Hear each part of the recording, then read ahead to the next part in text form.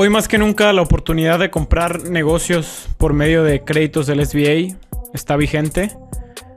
A pesar de que hay muchos cambios en el entorno, por decirlo de algún modo, socioeconómico, tanto en México como en Estados Unidos, la realidad de los datos demográficos que apuntan a que decenas de miles de baby boomers se están retirando cada mes, dejando detrás negocios y activos en sí, una gran transferencia de riqueza que estamos viviendo en esta generación, en la que si nosotros, el público inversionista retail, no intenta tomar una parte, pues ya sabemos en manos de quién terminará todo eso.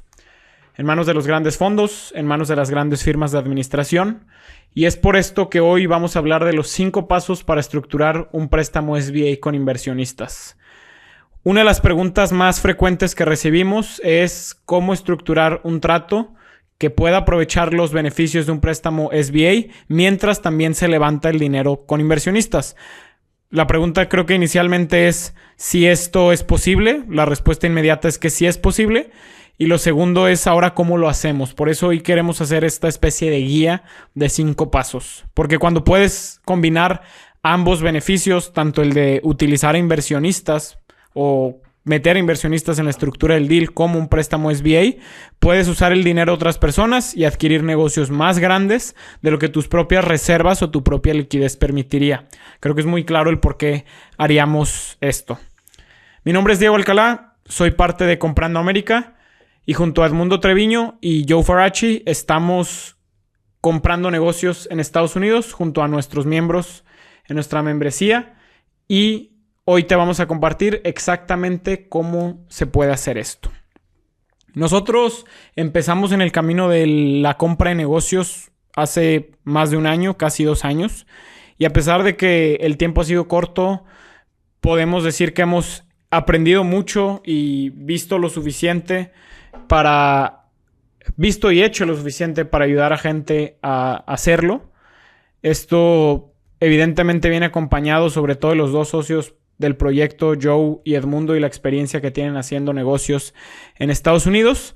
Y hemos llegado a la conclusión de que después de tener varios éxitos y también varios fracasos, la gente recientemente no se viene haciendo rica a través de startups, a pesar de que escuchamos de tantas startups exitosas.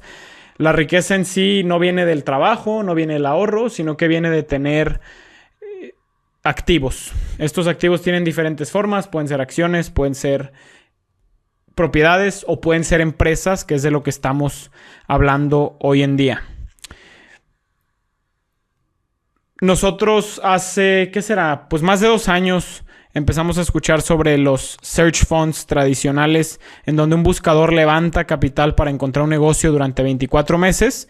También en momentos de tanta liquidez que había en el mercado, estaban los famosos SPACs, Special Purpose Acquisition Checks, que eran básicamente cheques, no en blanco, se determinaba una cantidad, pero eran cheques billonarios para que gente muy reconocida fuera y comprara empresas o lo que quisiera hacer con ese dinero.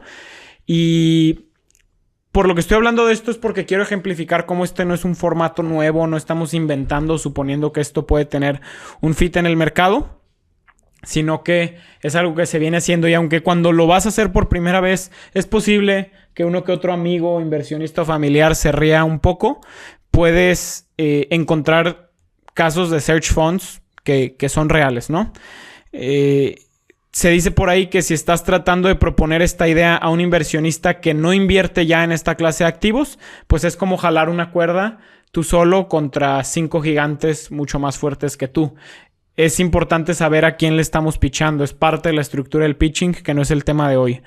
Entonces, lo que quiero decir antes de arrancar con los 5 pasos y esta intro que se extendió tanto es que cuando se trata de usar un préstamo SBA que además combina inversionistas que te van a ayudar con el down payment y los soft costs que implican el due diligence, todo se trata de cómo enmarcas la inversión. Y vamos a ello. Entonces vamos a empezar con el paso número 1, que es, primero que nada, comenzar con la entidad correcta. La opción más común que vas a tener para este tipo de search funds o este tipo de estructuras es una C Corporation de Delaware, también conocida como C Corp. Normalmente se prefiere este tipo de estructura para maximizar el valor de salida y minimizar los impuestos al momento de la salida, porque normalmente este tipo de search funds tienen que estructurar y presentarse de tal manera que sea muy claro las métricas y el plan de entrada y de salida de los inversionistas. No quiero solo saber para qué vas a usar mi dinero como inversionista, sino quiero saber cuándo se tiene pensado salir o en qué supuestos. Es importante mencionar que cuando constituyes una C Corp en Delaware puedes tener doble tributación para ciertos rubros. Incluso es doble carga administrativa porque vas a tener que además registrarte en el estado donde esté operando la empresa. Es una figura recomendada para este caso en particular donde invitas inversionistas porque asegura que tanto tú como los inversionistas estén alineados en mantener fondos suficientes en la empresa. Ahora vamos a pasar al paso número 2, que es levantar el capital y dejar que los fondos se maduren. La recomendación para este tipo de estructuras y para que justifiquen realmente los costos administrativos relacionados a las mismas es que levantes al menos $500,000 como capital semilla en la C Corp. También se recomienda que este dinero se levante al menos en 2 ciclos bancarios antes de ponerle una LOI, una Letter of Intent, una carta de intención de compra a cualquier negocio. Porque cuando dejas que estos fondos se maduren por un par de meses, el banco va a ver ese dinero como perteneciente a la corporación. Si el dinero entra y sale en menos de 2 meses, es importante mencionar que el banco va a pensar que es una entidad puente, donde los fondos no realmente pertenecen a la empresa, sino que simplemente se está haciendo una triangulación. Que ojo, aquí esta triangulación no estamos haciendo referencia a una evasión, simplemente es una triangulación que es muy común por lo que permiten las estructuras legales y fiscales que se haga en Estados Unidos. El reto aquí está en que tengas la capacidad de levantar $500,000 antes de identificar un negocio. Y este levantamiento de capital semilla te va a permitir que tu C Corp tenga una evaluación de aproximadamente $2.5 millones y tu objetivo va a ser mantener la recaudación bajo el 20% de equity para que tú puedas retener ese 81% restante.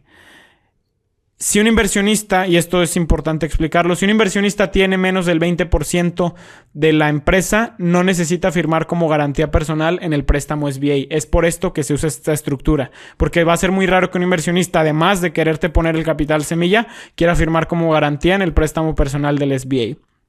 Y ahora sí, pasamos al paso 3. Y ojo aquí que estamos hablando como si estos pasos fueran fáciles, pero todo esto implica meses de trabajo. El paso 3 es buscar un negocio. Ahora sí que levantaste los fondos y estos fondos están madurados en la cuenta de banco. Va a ser importante que en un plazo no mayor de 6 a 12 meses encuentres un negocio. El valor de este negocio, objetivo, mínimo, recomendado, de nuevo por razones administrativas y de costos relacionados, va a ser que el negocio valga aproximadamente unos $5 millones, alineándose con tu capital de $500,000, que es aproximadamente lo que vas a necesitar para dar el 10% de enganche SBA, que es el benchmark. Cuando tú adquieras un negocio de $5 millones y tu C Corp está evaluada en $2.5 millones, efectivamente en ese momento duplicaste el valor en papel. Ojo, en papel del dinero de tus inversionistas el día del cierre del negocio. Y ahorita más adelante vamos a hablar de por qué eso es importante. El paso número 4 va a ser que te comuniques con tus inversionistas y devuelvas el efectivo que tienes como excedente. No entres en métricas complejas como el IRR, que es el Internal Rate of Return o la tasa interna de retorno, y es más importante que te enfoques desde tu comunicación en beneficios más tangibles, como te voy a devolver todo tu dinero más un 20%, como decirle, y esto se puede establecer en las reglas de la empresa, que serás el primer inversionista en ser pagado, porque esta promesa va a apuntar a que devuelvas aproximadamente el 120% de la inversión en los primeros 3 años. Es importante mencionar que si hay efectivo excedente después de la adquisición, se debe distribuir inmediatamente. Es decir, los $500,000, por ejemplo, en este tipo de entidades, y si eliges el banco correcto, deberían acumular intereses en ese primer año que estuvieron estacionados ahí. Vamos a decir en este caso un 5%. Este interés se debe pagar inmediatamente y distribuir a los inversionistas como un gesto de buena voluntad o de buena fe para hacer negocios. El paso 5 va a ser implementar una estructura de cascada post-cierre. El flujo financiero post-adquisición debería más o menos seguir este orden. El paso número 1 es el capital de trabajo, que te quedes en reservas al menos 90 días de gastos operativos. El paso número 2 va a ser el pago garantizado al operador, que es una autocompensación por dirigir la empresa y que se debe acumular si los flujos de ese año no permitieron que te pagues en el primer periodo. El paso número 3 es el retorno a los inversionistas. El primer pago mayor es cuando reciben el 120% de su inversión inicial y ojo, no los está sacando, reciben su capital inicial de vuelta, pero esto no significa que no dejan de ser tus socios. Y ahora sí, pasamos al principio pari passu, que es, y les recomiendo googlearlo, pari passu, passu con doble S, que se refiere a las distribuciones futuras que van a ser en la misma proporción, donde el 81% es para ti y el 19% es para inversionistas. Vas a distribuir en esa proporción porque es básicamente el cap table o el equity distribution que tienes. Ahora, repasamos muy rápido una estrategia que evidentemente es compleja, evidentemente, primero no es para que cualquiera la haga porque creo que muy pocos tendrán acceso a poder levantar $500,000 con esa facilidad. Se estaría hablando de alguien pues muy letrado en términos de levantamiento y de negocios, pero más que concentrarnos en por qué es difícil esta estrategia, quiero hablarles de por qué funciona esta estrategia o por qué se establece o se recomienda así. Y es importante mencionar que la estructura alinea incentivos de todos porque los inversionistas reciben su capital con ganancia y continúan beneficiándose de distribuciones futuras. De cierta manera le estás diciendo a un inversionista, dame dinero que te voy a devolver con ganancias en 2 o 3 años y después de eso vamos a seguir siendo socios. Entonces le estás ofreciendo tener equity de un negocio a 0 riesgo después de que se cumplan ciertas metas. También funciona para ti como operador porque tú tienes participación mayoritaria en un negocio que de otra manera y sin inversionistas no habrías podido costear. Una vez que los inversionistas reciben su 120%, pues ya han ganado 20% adicional más el interés inicial. Continúan recibiendo su parte proporcional, que es el 19% de las distribuciones. Y, ojo aquí, es importante y lo hablamos al principio, cuando vendas el negocio, porque el plan en este tipo de estructuras es tener una salida muy clara. Por decir un ejemplo y un negocio que no creció, digamos que un ritmo estratosférico, pues ese negocio lo vas a poder vender por unos 7.5 millones o 10 millones de dólares 5 o 10 años después. Y aquí es donde se vuelve interesante, su retorno se vuelve mayor. Y estamos hablando de un tipo de inversionista que es muy maduro en los ciclos de inversión, que entiende la importancia de una inversión a mediano plazo, que entiende la importancia de tener exposición a este tipo de activos, que no es cualquier inversionista, pero seguro tendrá identificado alguno y no se pierde nada por preguntar. Ahora, este enfoque, aunque se usó mucho lenguaje técnico, la realidad es que no se trata de ingeniería financiera compleja. Se trata de ser directo, se trata de asegurar que todos se cuiden como inversionistas y como operadores. Porque cuando pones la salud de la empresa primero y alineas los incentivos, creas una situación ganar-ganar, que es lo que siempre vamos a buscar cuando hablamos de inversionistas, generar situaciones de ganar-ganar. Este método que acabamos de platicar y el que estamos concluyendo te va a permitir aprovechar préstamos del SBA mientras levantes capital para adquirir negocios que podrían estar fuera de tu alcance. Es importante mencionar eso. Esa es la condicionante para hacer algo así. ¿Por qué haría esto? ¿Por qué meterme en el problema de estructurarle a un inversionista, de ganarme su confianza incluso cuando no sabemos qué vamos a comprar? Pues porque básicamente es tu llave de acceso a comprar un negocio que no estaría en tu alcance. Y la pregunta contraria es, ¿cuánto tiempo y dinero te tomaría tú generar ese negocio, tú llevar a un negocio a tener ese valor? Claro que es difícil, claro que no es un tema de pocos meses o de pocas semanas, pero tampoco es un tema de pocos meses o de pocas semanas hacer un negocio desde cero y llevarlo a estos tamaños. Entonces, como dicen por ahí mucho en el internet, elige tu difícil. Esta es una estrategia práctica basada en casos reales que ha sido probada de manera efectiva durante años. Te recomiendo ir a buscar cómo funcionan los search funds, cómo se estructuran. Un search fund es un fondo de búsqueda, que son precisamente esto. A algunos les podrá sonar descabellado el decir, oye, ¿cómo que hay gente que te presta sin saber qué vas a comprar? Existen los search funds, existen los SPACs. Y para cerrar, como siempre, me gusta dejarles preguntas para reflexionarlas.